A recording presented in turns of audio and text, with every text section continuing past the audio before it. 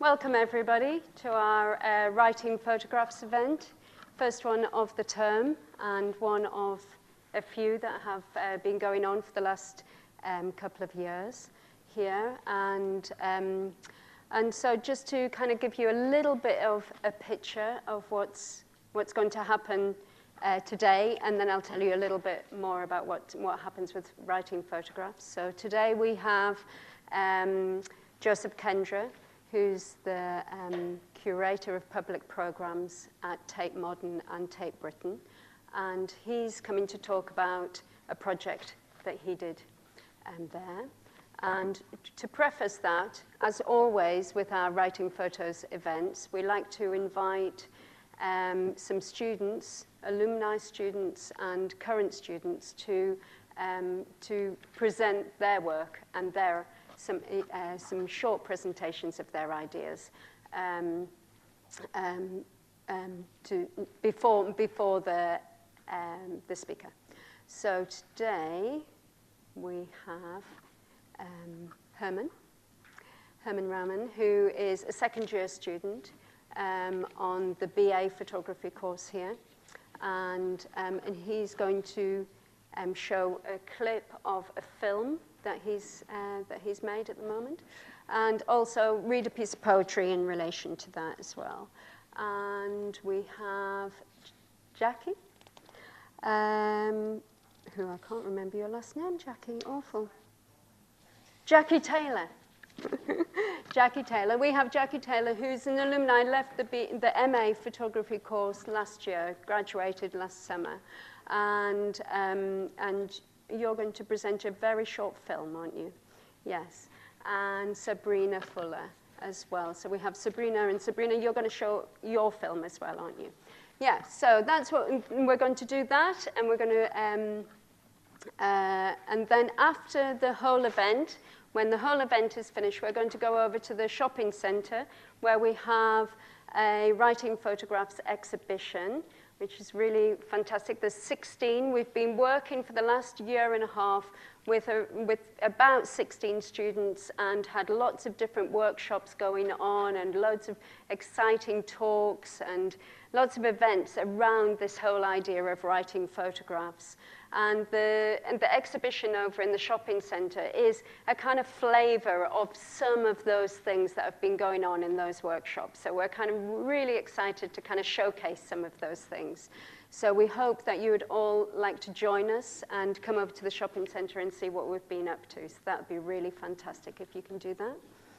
And just to kind of just say a little bit about Joseph and our relationship with the Tate, really, because I think it's really important to have a sense of how these things kind of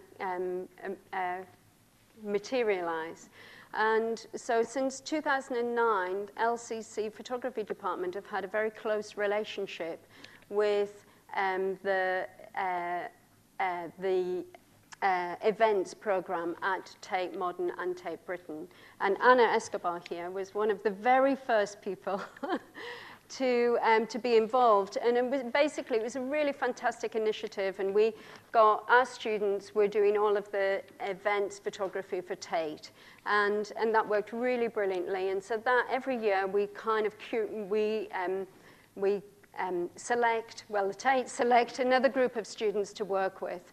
And that's just been a really amazing experience for all of those students that have been involved with that. And so, so as part of that, we've kind of become very familiar with Joseph and what Joseph does and what his team do at the Tate. And so that's why we're kind of really excited to hear about a particular project that Joseph's been working on. And then on Saturday as well, so that's today. And then on Saturday, we have a writing photographs event at Tate Modern. And you're all, obviously, some of you will already have tickets for that. But if you would like, there are tickets still available. And that event is it's going to be a symposium with Clooney Reed, with Marcus Coates and Erica Scorti. And each of those artists are going to talk about their work in relation to writing photographs. But there are also, after that, there's going to be workshops. So there'll be, there's an opportunity, a really amazing opportunity to have a workshop with either one, not all of them, but either one of those artists. So you can kind of book up and have some kind of much more kind of intimate relationship with their work and working with those artists. So that's really amazing opportunity, I think. So hopefully you'll all come along to that as well. So that would be great. Okay, in the meantime, though, we're going to start with Sabrina. Okay.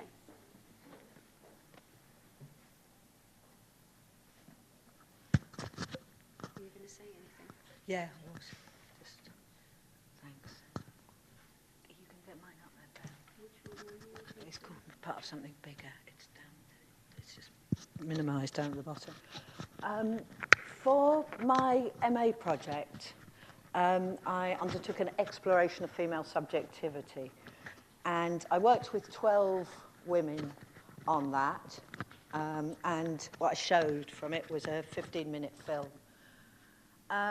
When, it was all over, I made, that's not the beginning, Bev. Thanks. I made this, 2 reasons. The first reason was I wanted to start the process of further plumbing what was a really extensive body of work, and because people do ask me, just to say that this is all real, like visuals and the words, I didn't make any of it up, and from the body of work. And the other reason was that in a wider sense, a number of issues arose while I was making the body of work that troubled me, and when things trouble you, it's probably a sign that you need to make some work about it. So I made this. It's 4 minutes.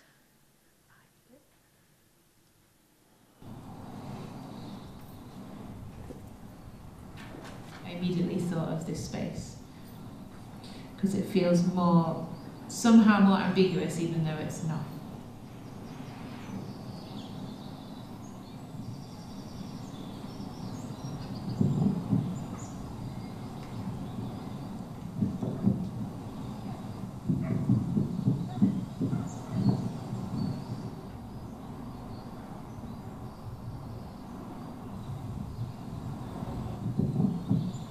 Not being afraid of not knowing, trusting that things will emerge.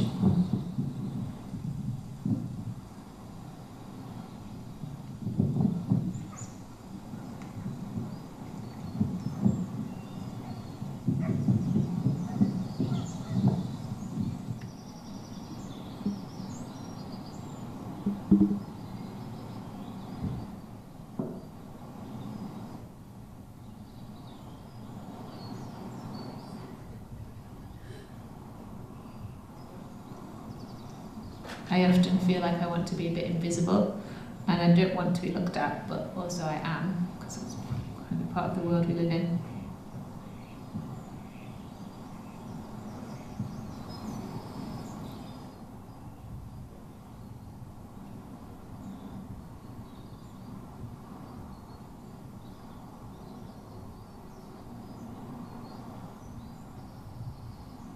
But I did also think about strength and warriorness.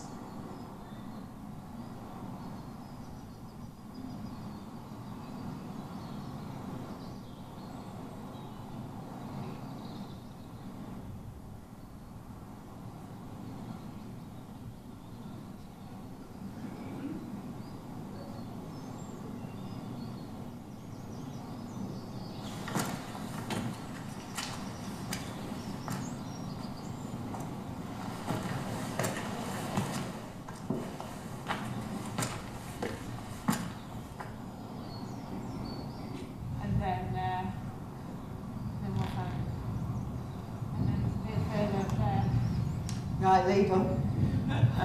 Right.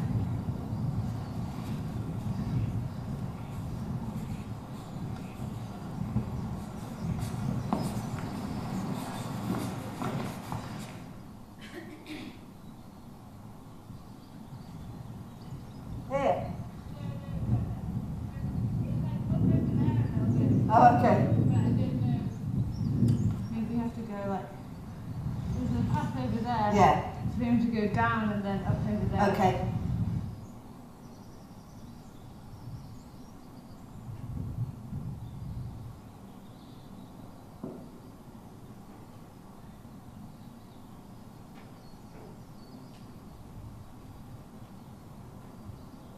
Sometimes enjoying some moments of being looked at, wanting to hide, wanting to be seen, looking back.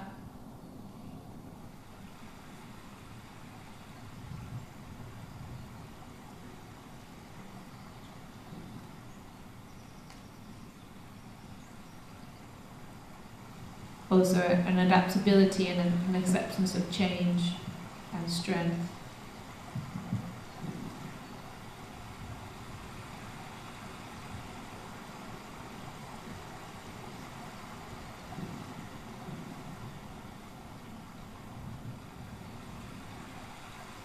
What is that? Or like, maybe it feels like it's easier to be invisible sometimes.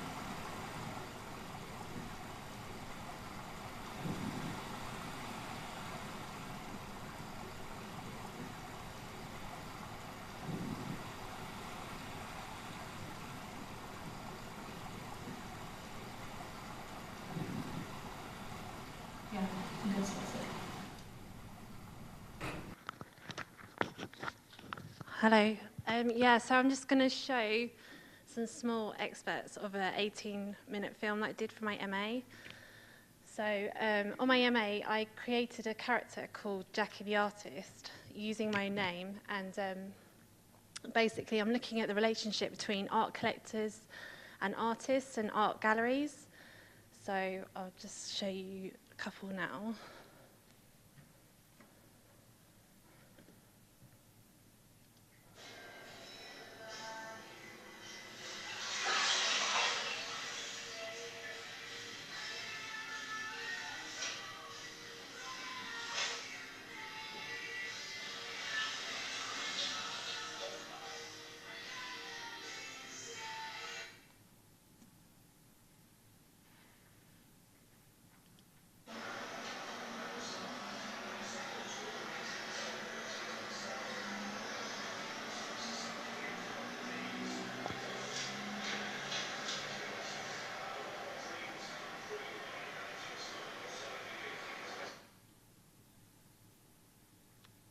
And this is Jackie the Artist at Frieze Art Fair.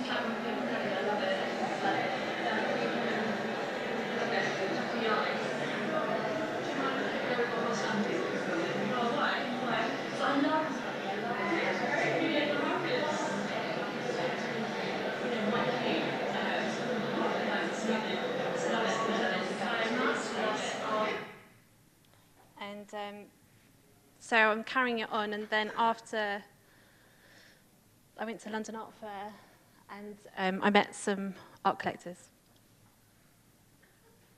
And they asked for quite a few selfies, which I was quite pleased about. And I don't know. This is just another film that I did.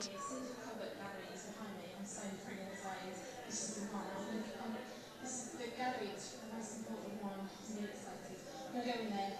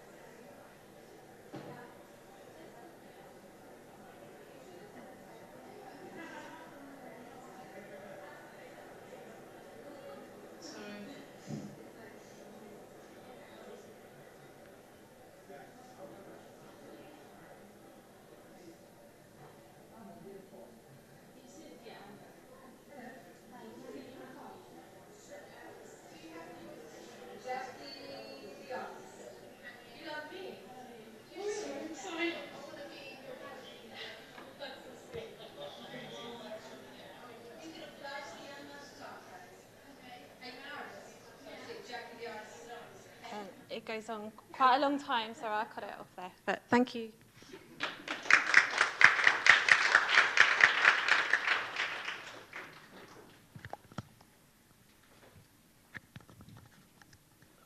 Hi. Hello.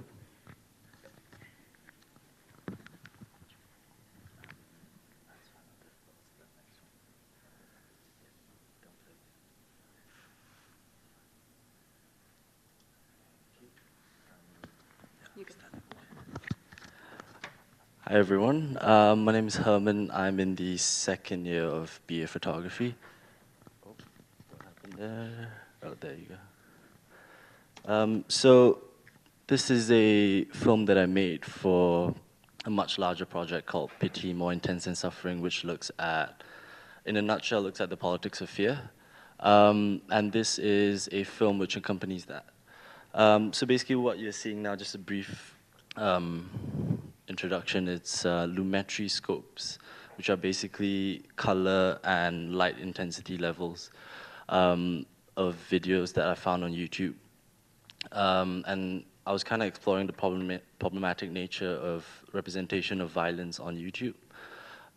So I'll read out a couple, like an accompaniment to the text, to the film, sorry. So in a way, it is, yeah, it's a simultaneous thing. So yeah, I'll read that and yeah, let's move on. Okay.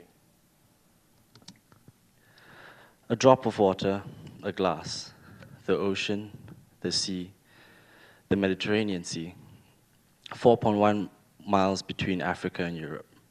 Boats drifting, shaking, sinking, disappearing.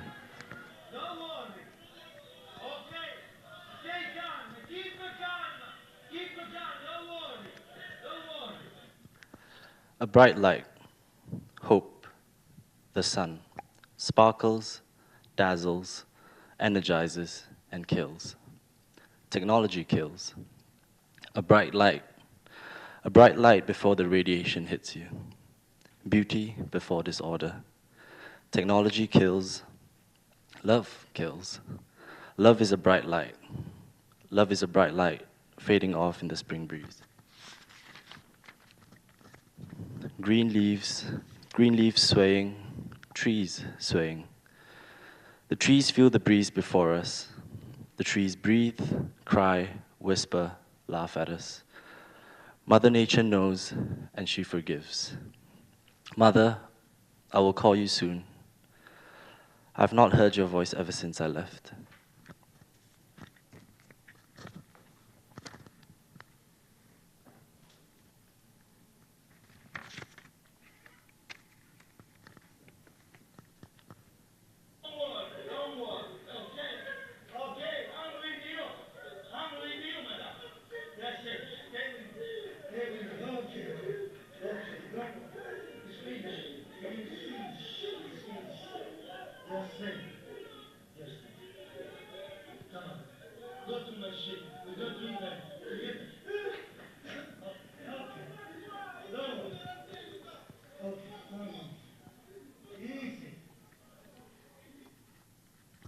A line, distance, dotted in an imaginary constellation, constructed in a systematic institution, oppression, segregation, and marginalized communities.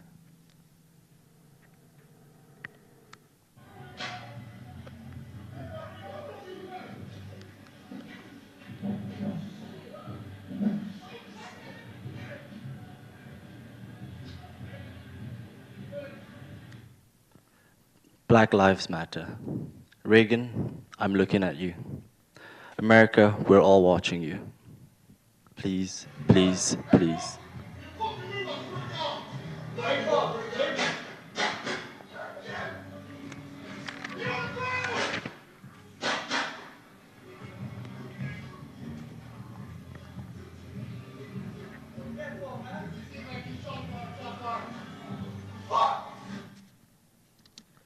Bombs as an alarm clock.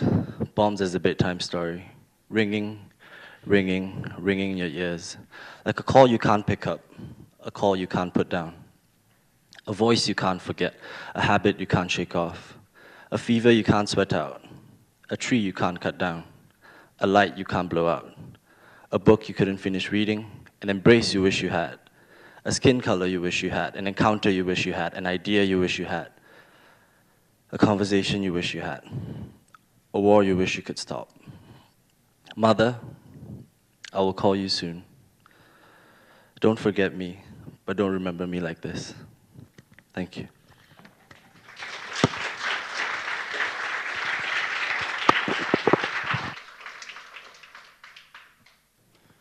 So hello, thanks very much for having me. This feels kind of surreal. I feel like I always feel like I'm an imposter whenever I'm stood in front of groups of people, but I feel slightly like an imposter here because I'm not really sure what writing photography or writing photographs is.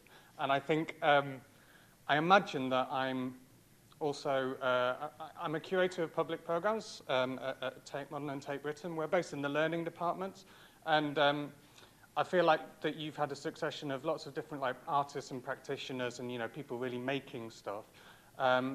So it feels slightly fraudulent being here to talk about a project that I did rather than some work that I kind of put together, and specifically as it involves a community of people, a group of people. I'm kind of humbled that I can sort of talk about them to you about this project. I've also tried to think why it is that I've therefore been invited as well. So I've been trying to come to terms with this idea of what writing photographs might mean to me, and what might have been the motivation for me to speak about a project based within a learning department. And I think the best I've come to is this understanding of what writing and photography, and I'd actually add to this, potentially performance and publishing, is they kind of sit on this this kind of spectrum, almost like a dichotomy between the really sort of objective, the kind of the document. You've got the writing, the testimony, the true fact thing going on. And then on the opposite side of that, you've got the really kind of poetic, the creative, the artistic. And I think this applies,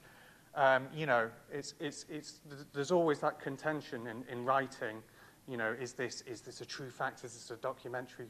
Or is it an artistic process? And I know that photography certainly is contended with that within its kind of history.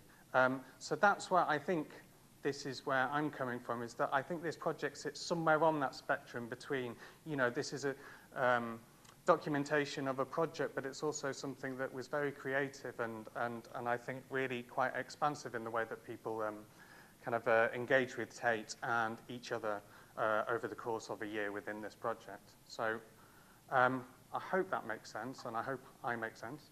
I just wanted to mention there's some publications here at the front as well. Got a few which kind of documents the project that I'm going to talk about today. I've also got some other ones,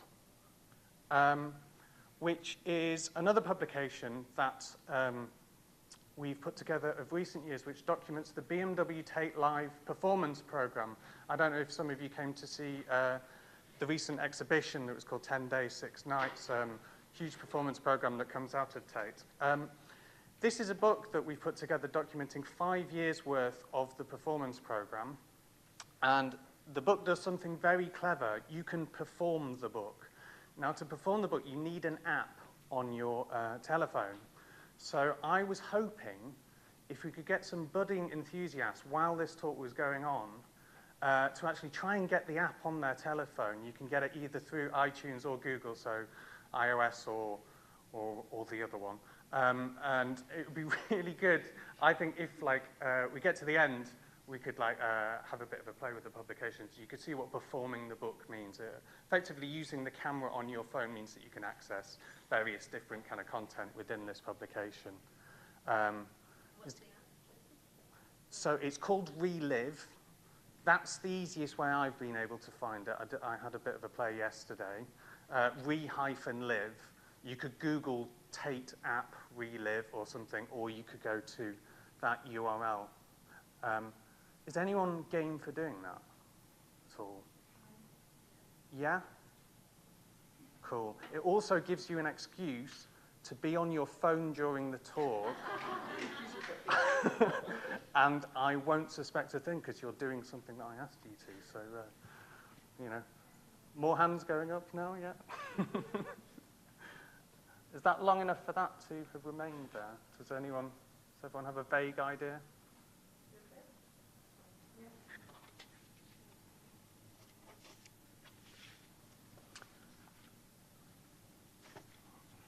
I'm going to sit down if that's okay.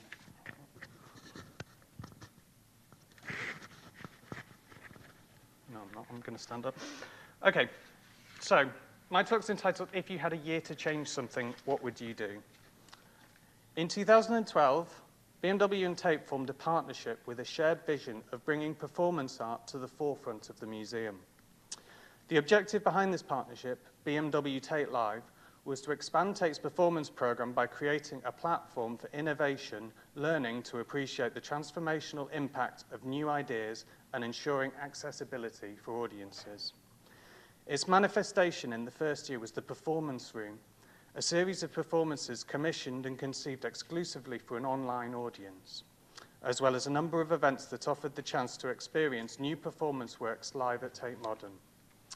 In 2013, the partnership was extended beyond a curatorial program to Tate's learning department, and rather than undertaking a more traditional sort of call and response to approach to the existing series of events that were out there, we engaged the partnership's underpinning themes of change and transformation on our own terms. Motivated by the public program's philosophy to create platforms for exchange between the general public on a local, national, and international level, through a critical and cross-disciplinary approach to learning, we devised the notion of a thought workshop series. The series was developed in partnership with Richard Gregory and Rennie O'Shea, artistic directors of the theatre company Quarantine. I want to take a brief moment to talk about Quarantine because if you don't know their work, they're an absolutely amazing theatre company based in Manchester. This is a slide from their current work that's touring at the moment called Spring, Summer, Autumn, Winter. Quarantine were established in 1998 by the directors Richard Gregory and Rennie O'Shea, and they make original theatre and performance public events with and about the people who are in it. So there's a sense that whatever form it takes, the work begins and ends with the people who are in the room. It feels like quite a conceptual idea to get your head around, but effectively, all of the work is made in dialogue with real people. Over the last 19 years, they've collaborated with a huge amount of artists, performers who've never actually done this before and are willing to take a risk. And I think this is exactly where we ended up, Tate being involved with Quarantine. It was a massive risk, kind of working with the theatre company, who, because of the circumstances that they work, the way they work with strangers, a lot of it is done in huge amounts of dialogue. You know, it can take years to get to a point that a work can be presented, or whether the work actually ever does get presented in itself, or whether the sort of collaboration and the process was the work itself. You can imagine that they work with a really kind of, you know, a wide range of people, and we thought it was a really unique opportunity to actually try and think about the different kinds of people that we could bring into Tate by working with Quarantine. So as I mentioned, the theme transformation was the one that we effectively approached Quarantine with and said, what could we do with transformation, kind of taking your approach to working with members of the public? How could we kind of tackle this theme of transformation? Now, as I've also mentioned, Quarantine spent a lot of time thinking about these things and kind of being in dialogue with many, many kinds of people. So I ended up going to a cottage in the middle of nowhere with Richard and Rennie, and we spent 3 days really, really unpicking this kind of theme of transformation, and kind of tried to come up with you know, as many associative words that we could to the theme, just picking out dissembling, death, birth, regeneration. Really like this idea of revolution, I think that came out, and social and political change were very obvious ones. Also, while we were away, we decided to set each other sort of activities to think about how, you know, imagine that you were going to this thought workshop, this notion that we've come up with, a thought workshop where people come together and discuss transformation. We did this kind of like fantastical idea of like, if you went to a thought workshop yesterday, what happened? Tell us what you did. And you know, we went from, it's quite depressing how my imagination, I think it was like, you know, I had to write like 1,000 words about the theme of transformation or something like that. And it's like, other people were coming up with like, oh, I rode a unicorn and stuff like that. And I was like, oh dear, my imagination needs a lot more work than this. So yeah, there's me, the practical, and while we had others being the fantastical. We really liked picking up this idea that the power of art to change lives. So that's where we got the kind of, we'd already thought about the transformative, and I think that the power of art to change lives is something that really in public programs we think a lot about, or the value of art to society might be a better way of phrasing that. We thought about what we have and what we could actually do, the resources that we had to hand. And quarantine, in their very pragmatic way, they're starting with the people in the room. I think, you know, that's effectively the resource that you need when working with quarantine. So I think we really kind of had entirely unpicked this idea of transformation, and it felt like we were boiling down after like a couple of days. We got to thinking about, you know, this idea of having kind of an egalitarian forum, a possibility for people to talk about change together. We really like this idea of a non-judgmental invitation, you know, this sort of like kind of lack of hierarchy within a kind of invitation to people. We like the idea of not really having a purpose, the fact that we'd be working with people, but then not necessarily wanting to actually end up doing anything, you know. A really non-committal, like it's both egalitarian and non-committal. And then we eventually, after 3 days, ended up asking ourselves, if we had a year to change something, what would we do? Which was a really simple question. And I remember the sort of feeling of elation as we all agreed on this question after 3 days. You know, this is a great question. You know, we've really boiled down to it. And then I remember a few months later thinking, I swear we said something like that 3 days before we actually went into this room together. But yeah, you know, if you really kind of unpick something and then kind of bring it right back to the center again, it felt really satisfying that we'd actually got to something that we thought, you know, we actually really agreed on. So the thought workshops, based around this question, if you had a year to change something, we invited 30 people. We wanted to recruit 30 people to join us for a year to explore ideas in art, thoughts, technology, and more. The project was open to anybody and everybody and all kinds of ideas. No subject was off limits. That was something that we said on a regular basis. The call-out was made in print and word of mouth. We used technology and social media. We invited people to join us by answering a series of questions. Who are you? If you had a year to change something, what would you do? What can we learn from you? We thought that was really important, that having a group of people together would learn from each other rather than just, or in fact, potentially not from us at all, but actually from each other. And we also asked the question, what currently stops you? We thought that was really important to sort of like challenge people's ideas of, if this thing was important to them, why weren't they doing it already? So this poster suddenly was cropping up everywhere around Tate, which was really good. Social media, we had a very successful campaign online, and we ended up with, I think it was out there for about a week, and we ended up with about 300 responses, which is great. And we recruited from them 30 people chosen to take part, with selections partly based on originality, but then also the passion with which people expressed them. And then also we tried to do this kind of proportional representation thing. So if there was a lot of ideas around gender, if we had 20% of people applying who wanted to do something around gender and identity, we wanted to make sure that 20% of the group were kind of represented as tackling those kind of themes.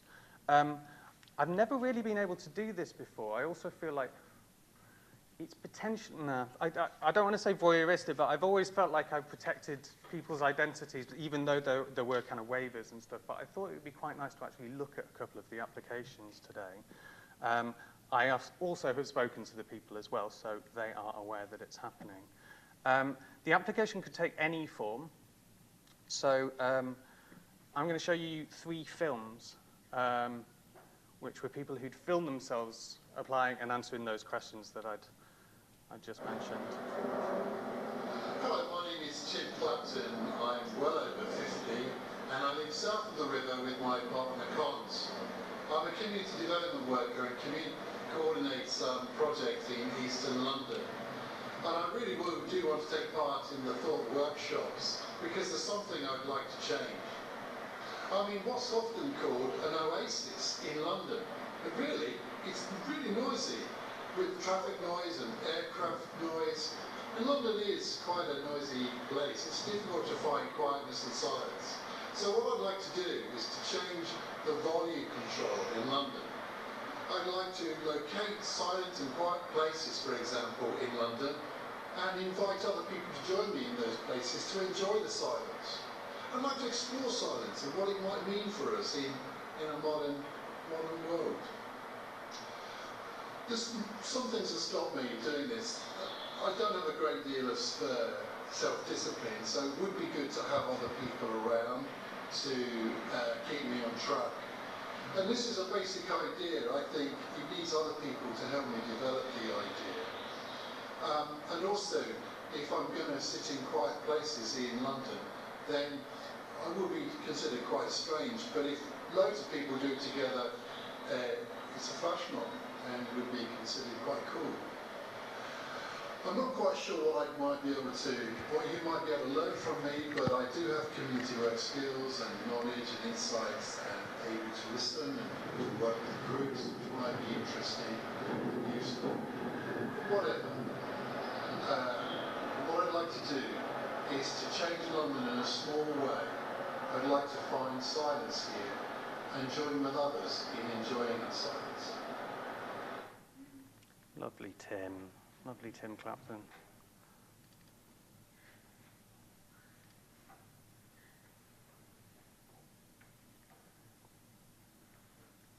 We act as if that being of a man or that being of a woman is actually an internal reality or something that's simply true about us, a fact about us.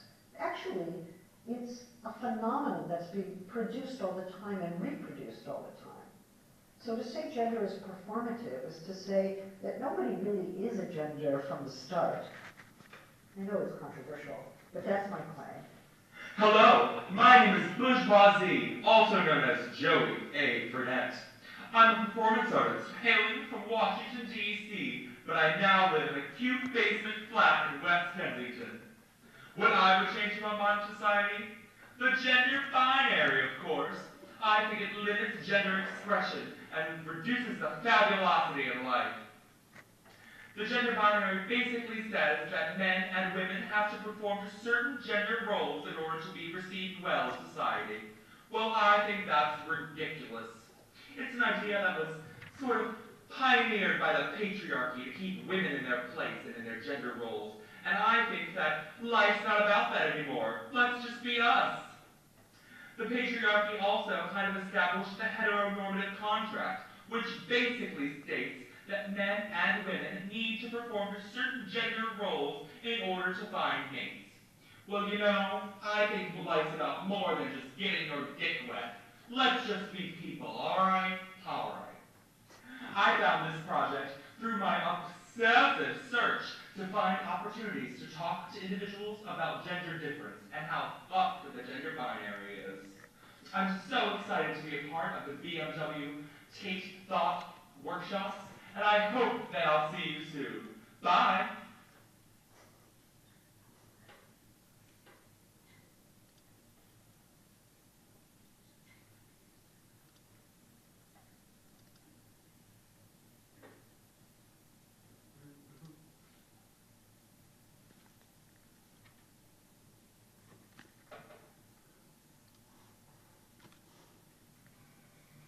Change, that was started from campaign for change.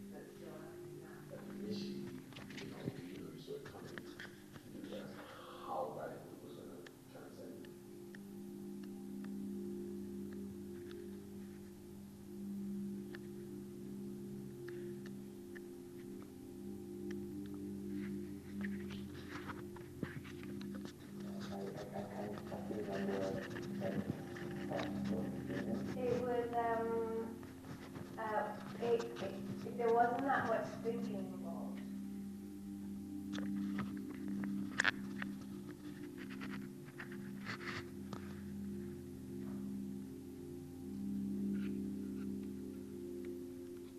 It was like having made that decision, then all the rest of me would be looked after.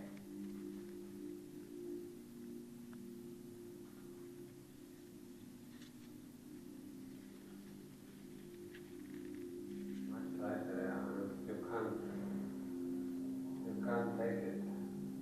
Like, you can't physically take it, but it's there.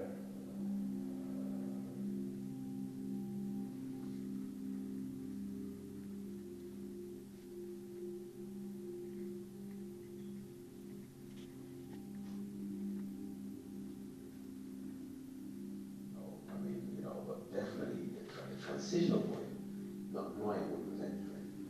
And there was obviously fear barriers.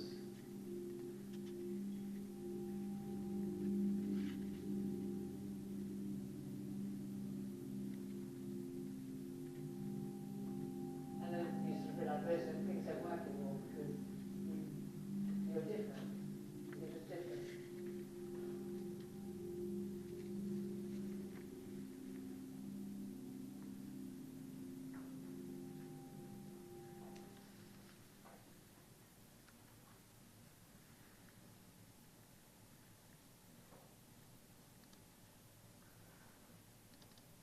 So I think you really start to get a sense of really how varied these applications were. I'm just going to read out a couple more. These were in sort of written application form. This one, who are you? My name is Andrew Locke. I work at Tate Modern as a visitor assistant, and I'm currently completing an MRes in Moving Image at Central St. Martin's School of Art. I am also a musician and video artist, and I have a diagnosis of schizophrenia. What do you want to change? I would like to change a lot of things, but the simplest one is replacing the term schizophrenia to salience dysregulation syndrome, as that has been done in Japan. What can we learn from you? As I have a lived experience with this illness, I have an immense knowledge of the condition, and I also possess insight. This insight has led to my recovery and also made me aware of the societal positions on mental illness and the understanding of stigma specifically. I am keen to effect change in mental health, and that I believe is achieved every time I have a conversation with someone about it or get in touch with projects such as this.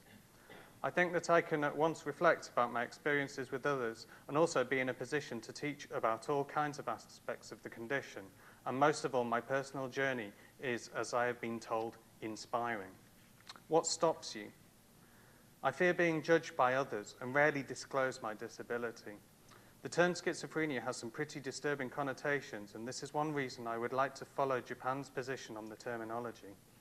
Also, with regards to the notions of salience and syndrome, it allows for a phenomenological perspective, more useful to those who experience it and others affected by it in some way. The only people who have used the label schizophrenia are psychiatrists. It is not a useful tool for those who suffer from it. Okay, and a final one, slightly more on the frivolous side. Who are you? Neil Wolfson. What do you want to change? I want to change Britain's winter time zone from Greenwich Mean Time, GMT, to British summertime, BST, so that we can have BST all year round. This would give us an hour's more daylight every dark winter night. No more having to change the clocks twice a year or being an hour late / early for things the next day. And a previous trial suggests that later winter daylight would save lives by reducing road traffic accidents. What can we learn from you? I have designed a coin for the Royal Mint, and I have a decent general knowledge. What stops you? A lack of political will in Parliament and government. I quite like that one. That one, I had to fight for that one, actually. I think people thought it was slightly too frivolous. At the first thought workshop, we actually asked everyone to sort of document their idea in a very small form. This slide has kind of almost become the kind of poster slide for the thought workshop series. It kind of really gives a sense of the talking heads, as it were, the ideas for change. and these were available on a kind of a shared online platform for the kind of participants to see, kind of check back in with their ideas. So having selected a group of participants, we brought them together for a first thought workshop, really with the idea to try and listen to, question, support, and challenge one another's proposals. The main idea was that each of the thought workshops would take on a different form in response to and in collaboration with the group. So there was not a set idea from day one what was going to happen over the course of these thought workshops, and in fact, each one of them was pretty much devised in response to the following one. And I think that wasn't just kind of ideas or kind of suggestions from the group, but it was actually thinking about their proposals themselves and really kind of think what would be kind of constructive and responsive to the ideas that they had proposed. The first thought workshop was based at Tate Modern, and we had a philosopher called Dr. Michael Brady who really kind of looked into the philosophy of change with the group. I don't think I'll spend too much time bogging down into the thought workshops, but I think it was significant to say for the first thought workshop, we really liked this idea of visualizing each other's ideas. And I guess this is something that, again, when I was thinking about writing photographs, I've noticed this kind of like illustration of kind of ideas or notions seems to have come out in a lot of the work that I've done. So here you can see that there's our friend Joey drawing on the window, kind of visualizing his idea of how to change gender binaries. These were on the windows of the East Room, which is on the very top floor of Tate Modern, the boiler house, the older parts. And it made for quite spectacular. I think if we go back, there's the slide.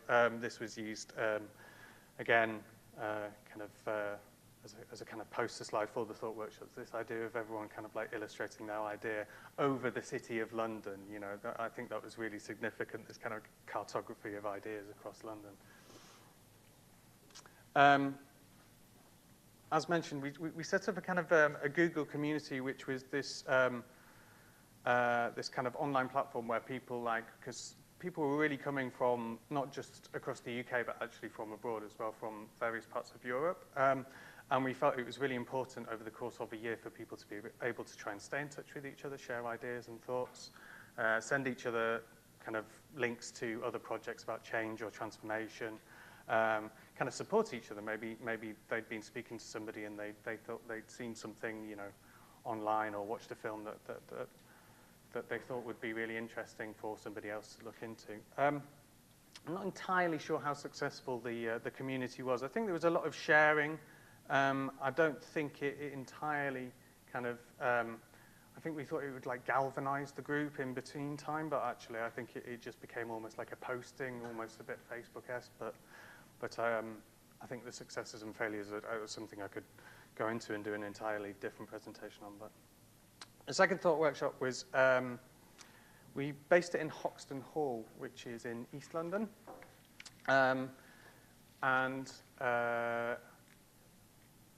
I think this was kind of quarantine's influence, this idea of kind of getting out of the kind of clean-cut kind of modern art gallery and actually going somewhere to a kind of a slightly more kind of community-led theatre and kind of being in somewhere that's a bit more their kind of neck of the woods. And I think it added to this kind of theatricality, the notion of theatricality of what was kind of taking part within a lot of this kind of dynamic and sharing of the ideas of change. We had Richard Noble, who is the head of department and lecturer in fine art at Goldsmiths, who's written a book, you may have seen the Whitechapel editions. He's written one called Utopias. And I think this was the kind of theme that came out of the second one. We'd had this moment to share each other's ideas, and now we were trying to start to visualize what things would look like if they actually happened. And effectively, that would be a utopian society. So we really wanted to kind of push kind of these kind of visual ideas of what utopia would look like, and Richard Noble was a perfect person to talk about that with. Throughout the experience of the second thought workshop, I think the kind of experience of thinking about utopia and kind of having this kind of, it almost felt like we'd held out to them that they had they'd succeeded, as it were. They'd come up with these ideas for change, and the utopia was that they'd got there, and yet they hadn't lifted a finger. So we thought it would be really nice for the third thought workshop, which we entitled a reality check, was this idea of actually that these people did come to us with ideas that they really did want to kind of enforce and change. And we tried to make it a much more practical kind of activity-led workshop, the third one, where we actually got people in to discuss the ideas with them from a really pragmatic sense. So if it was something like slightly business-led, we actually got entrepreneurs in. We got a performance artist in who was able to speak to Joey Fournette about experiences that he'd had, a guy called David Hoyle. We had a few kind of academics from various kind of sociological departments that, that had really kind of looked at change. And I think it really helped to, if not make people kind of get to a point further down the line of realizing their ideas, but I think just to have that kind of that critical moment, to have people who've done these things kind of standing in front of you and kind of going, well, tell me exactly, how do you imagine this happening? And I think it really kind of added value to these kind of potentially slightly frivolous and sometimes like ideas that were based in a much more utopian way, to have them challenged a little bit.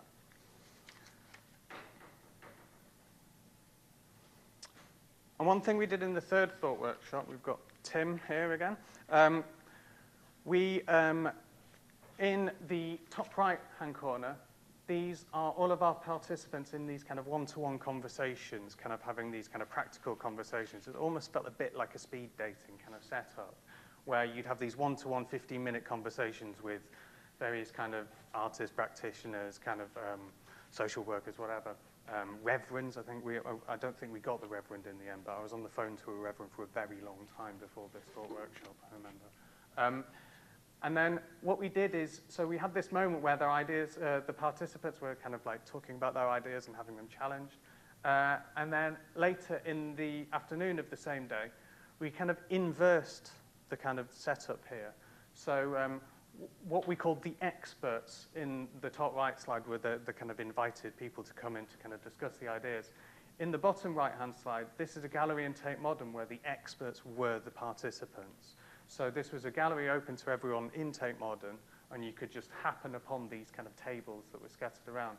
And the ideas for change were then pitched. And again, it was kind of like having a critical moment, but this time from members of the public. But then the pitch itself could actually be to kind of galvanize support. I think people, were taking email addresses and kind of like trying to put together a group. And it was the first time that kind of over the course of this process that people started to go public with their ideas, as it were. And Tim there was flyering around the galleries, so you would be given a flyer and you'd know where to go and kind of like talk to people about these kind of ideas for change. Beyond members of the public, we decided that we thought it'd be really good to kind of have a curated kind of panel discussion of people about ideas that they would want to change as well. We invited the poet Ben Ockrey, the musician Matthew Herbert, Owen Jones, the author of Chavs, and Shami Chakrabarti, politician, and to discuss ideas around change. I thought it'd be quite nice because Ben Ockrey actually read a poem out in the event, and I think it perfectly encapsulates his ideas on change. So I thought it might be nice, rather than me kind of sort of like trying to paraphrase ideas, I thought I'd just read the poem that he read out in that, which is called Heraclitus' Golden River. Change is good, but no change is better. The words rang through the great hall as they have resounded silently through bygone years. The air is drier where no change is better. Old ways kept old, protected from the devils at the gate, stiffen the mind's luminous dance. Change is a god that Heraclitus saw in the ancient river. And as we keep things the same, the river works beneath us. The god works ironies on our lives. The river runs, fields unfurl strange new mushrooms. Libraries yield new books in the charged margins of the old, and reason, trapped in iron philosophies, turn on itself and prowls the diminished boundaries of a shrinking world, shrinking because of the horror of the devils at the gates.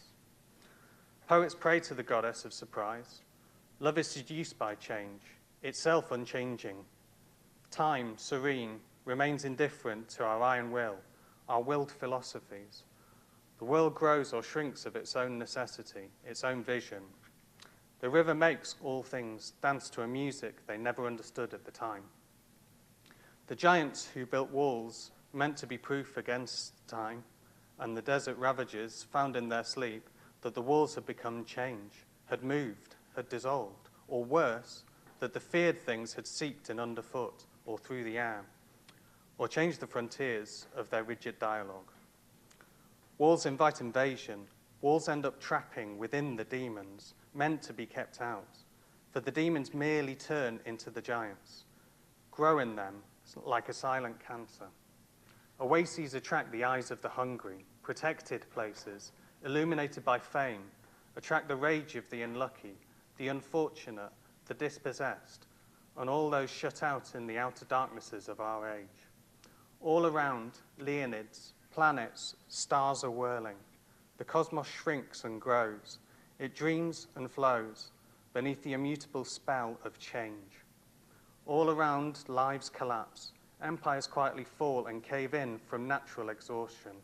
Dynasties give up the ghost of ambition. Continents drift apart. And wars eat up fathers and frail sisters, and roads break out into unhallowed speech. It is natural to want calm places where stillness grows. It's natural to want Virgil's spreading beaches. But the river flows, and so must we. Change is the happy god Heraclitus, glimpsed in the golden river. Spread illumination through this darkening world.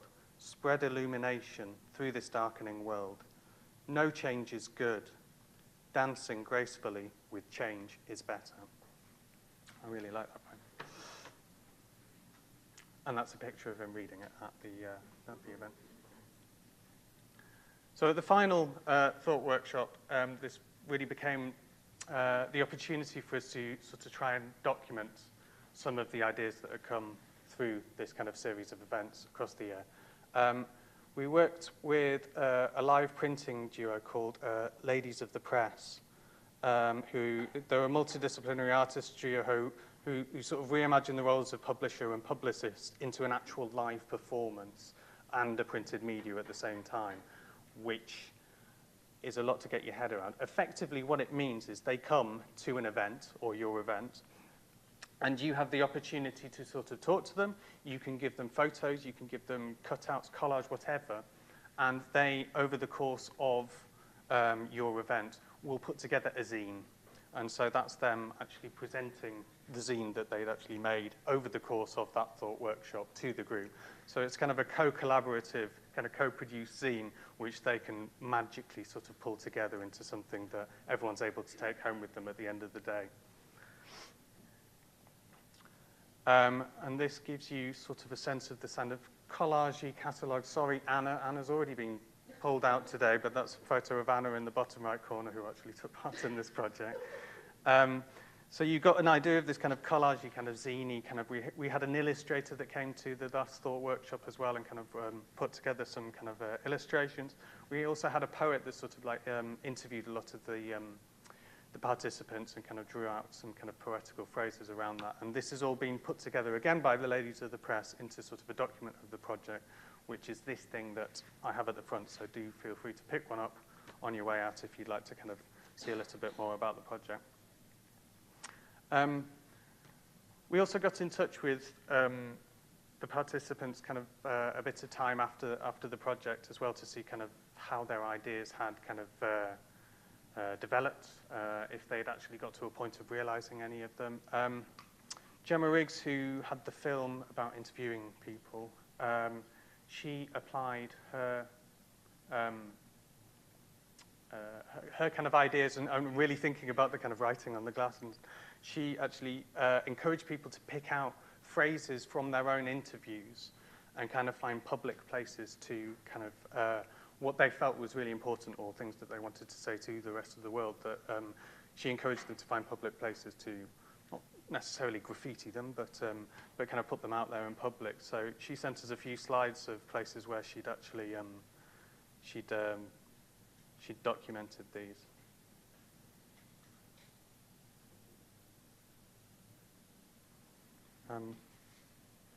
I thought they were really interesting, and I thought it was really interesting that she was almost kind of bringing out other people's artistic practice through an artistic practice that she'd been kind of developing while at Hague. I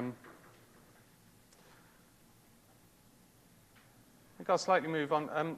The thought workshops were kind of a case study for, you know, they were based upon a simple question, but they kind of contended with greater issues, things that like, how does art allow us to think about democracy in a different way? How will arts institutions in the future kind of contribute to social debates as well, you know? It can feel like a frivolous thing to ask people, you know, kind of quite a personal question, or potentially personal question about what they would change. But how can we sort of like initiate these changes, and what role can somewhere like Tate play in actually making these things? And there seems to be a lot of questions about the kind of the delicacy of the future at the moment, and things like future architecture as well, future technologies, the future of museum and art. So it seemed really important to bring like a public audience together to sort of consider this within an art museum.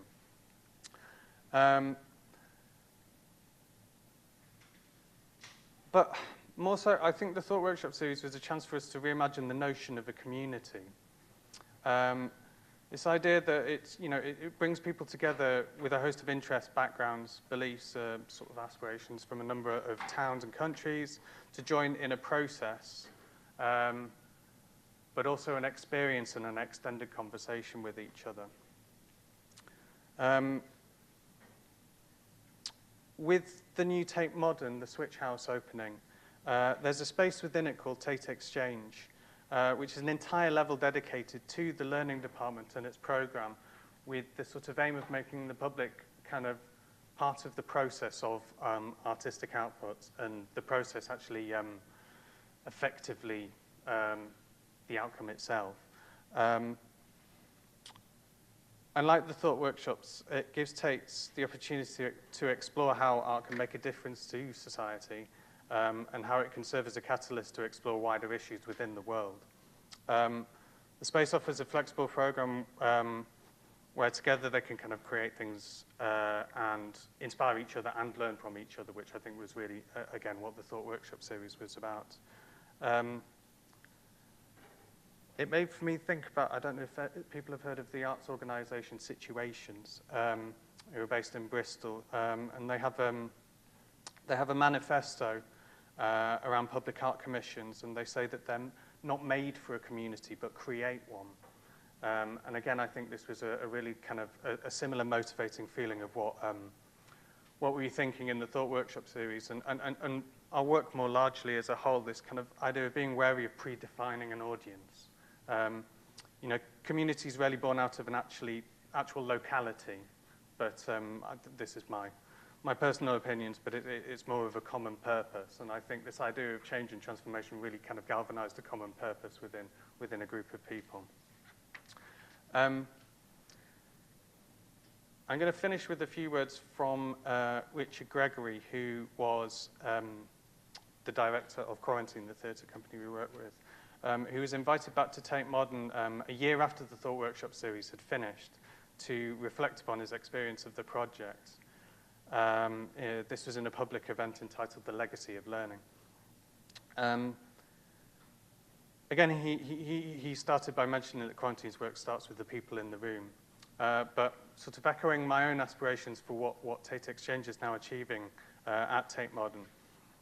He said, "I'd like to shift away from the them and us approaches that art, artists, and institutions can have towards people. Please, no more art projects with the community." Who is that exactly? No more branding of work that involves ordinary people. People like me and people like you as learning, while the real artists get on with the proper stuff. Let's be more complicated than that. Let's work in whatever ways our imagination takes us. Let's spend time together. Let's have a conversation. Let's both realize that while you're looking at me, I'm looking right back at you. Thanks.